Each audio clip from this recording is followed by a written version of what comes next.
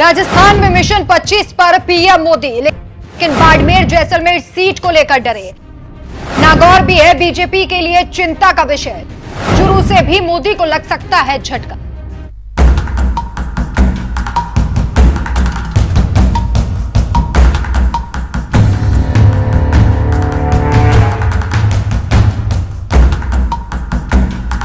नमस्कार, मैं हूं आपके साथ राखी लांबा और आप देख रहे हैं न्यूज एक्सप्रेस। तो राजस्थान के रण को लेकर बीजेपी ने पूरी 25 सीटों को जीतने का प्रण लिया है, लेकिन इस बार बीजेपी का सफर इतना आसान नहीं है जितना मोदी जी सोच रहे हैं। ऐसा लगता है जैसे मोदी मैजिक को लेकर अब खुद प्रधानमंत्री नरेंद्र मोदी ही आश्वस्त नहीं है कि जीत मिलेगी या फिर नहीं, क्योंकि इस बार कुछ निर्दलियों ने और कुछ बागियों ने बीजेपी की सांसें फुला रखी है।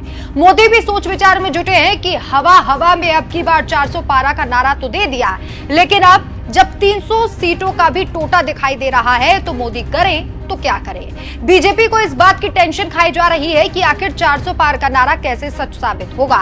इस बीच राजस्थान से बीजेपी के लिए बुरी खबर सामने आ रही है, जहां पीएम नरेंद्र मोदी की मुश्किलें बागी और निर्दलियों ने बढ़ा दी है। इस बार राजस्थान में बीजेपी के एक क्लीन स्वीप वाले रिकॉर्ड को खतरा है, क्योंकि राजस्थान की 3 लोकसभा सीटों पर कांग्रेस काफी मजबूती से डटी हुई है। ऐसे में कयास लगाए जा रहे हैं कि ये 3 सीटें बीजेपी का खेल बिगाड़ सकती हैं। हालांकि बीजेपी अभी भी पूरी सीटें जीतने का दावा कर रही है, लेकिन समीकरण कुछ और ही कह रहे हैं। सियासी सयानों का भी कहना है कि बीजेपी का ये सपना इस बार पूरा नहीं होगा।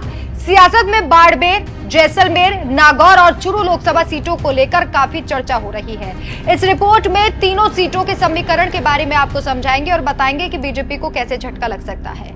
बाड़मेर जैसलमेर सीट को लेकर बीजेपी की उड़ी नींद। सबसे पहले उस सीट की बात करेंगे जिस पर अभी राजस्थान सियासत में सबसे ज्यादा नजरें टिकी हुई हैं और जिस सीट की सबसे ज्यादा चर्चा हो रही है। ये राजस्थान की सबसे हॉट सीट मानी जा रही है। इसकी वजह है शिव से निर्दलीय विधायक रविंद्र सिंह भाटी, जिसने कांग्रेस और बीजेपी दोनों की नींदें उड़ा रखी है, क्योंकि इस सीट पर लोगों के बीच भाटी को लेकर जबरदस्त क्रेज दिखाई दे रहा है। जो उत्साह दिखाई दे रहा है वो इस बात का गवाह बन रहा है कि हो सकता है भाटी इन चुनावों में जीत हासिल करे, और इस उत्साह से बीजेपी की टेंशन भी बढ़ गई है। इसके चलते खुद सीएम भजन लाल शर्मा 3 दिनों तक डैमेज कंट्रोल करने के लिए बाड़मेर में ही डटे रहे, लेकिन इसका खासा असर दिखाई नहीं दिया। उन्होंने अलग अलग समाज के लोगों से बातचीत की, उन्हें समझाने की कोशिश की, अपने पाले में लेने की कोशिश की, लेकिन ये हर कोशिश नाकाम नजर आ रही है। वहीं फलौदी सट्टा बाजार भी भाटी की जीत का दावा कर रहा है, जिससे बीजेपी की नींद उड़ गई है। और फलौदी सट्टा बाजार एक ऐसा बाजार है जिसके दावे अमूमन तौर पर सटीक और ठीक साबित हुए हैं। नागौर की सीट पर भी बीजेपी की हार्ट बीट बढ़ी। राजस्थान की चर्चित सीट नागौर में भी बीजेपी की हार्ट बीट अभी बढ़ी हुई है। बीजेपी ने यहां से ज्योति मिर्धा को टिकट दिया। कांग्रेस और आरएलपी के गठबंधन प्रत्याशी हनुमान बेनीवाल बीजेपी के लिए टेंशन बन गए। ज्योति मिर्धा बेनीवाल से 2 बार हार चुकी है। 2019 के लोकसभा चुनाव में कांग्रेस के टिकट से मिर्धा ने चुनाव लड़ा और हार गई थी। बीते विधानसभा चुनाव में भी मिर्धा बेनीवाल के सामने खड़ी हुई थी, लेकिन हार गई। इस बार भी सियासी सयानों का मानना है कि बेनीवाल को नागौर से हरा पाना लगभग मुश्किल है, क्योंकि ये सीट उनका गढ़ मानी जाती है। अब बात करेंगे ऐसी सीट की जहां बीजेपी के बागी और एक रौबदार चेहरे ने चुनाव लड़ने की ठानी, और ऐसी ठानी कि अब बीजेपी की हवैया उड़ गई है। जी हां, हम बात कर रहे हैं चुरू सीट की। इस सीट से बीजेपी से बागी हुए राहुल कस्बा कांग्रेस की तरफ से चुनाव लड़ रहे हैं। वहीं बीजेपी ने पैरा ओलंपिक गोल्ड मेडलिस्ट रहे देवेंद्र सिंह झांझड़िया को यहां से टिकट दे दिया। ये टिकट राहुल कस्बा का टिकट काटकर ही दिया गया था, और इसी बात से वो काफी नाराज थे। शक्ति प्रदर्शन करते हुए भी दिखाई दिए।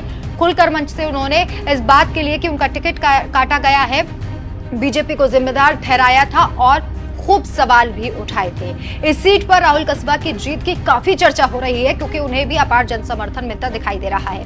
तो ये 3 सीटें हैं जिन्हें लेकर मोदी और शाह की सांसें अटकी हुई हैं। मोदी शाह की रणनीति इन तीनों सीटों पर फेल दिखाई दे रही है, क्योंकि ये कहा जा रहा है कि सारी सीटों पर कांग्रेस का वर्चस्व अभी फिलहाल है, लेकिन देखना होगा कि भविष्य में क्या होता है, किसकी जीत होती है, किसकी हार। वैसे आपकी क्या राय है इन तीनों सीटों पर जो समीकरण हमने आपको बताए हैं, क्या वो सटीक साबित होंगे या फिर नहीं?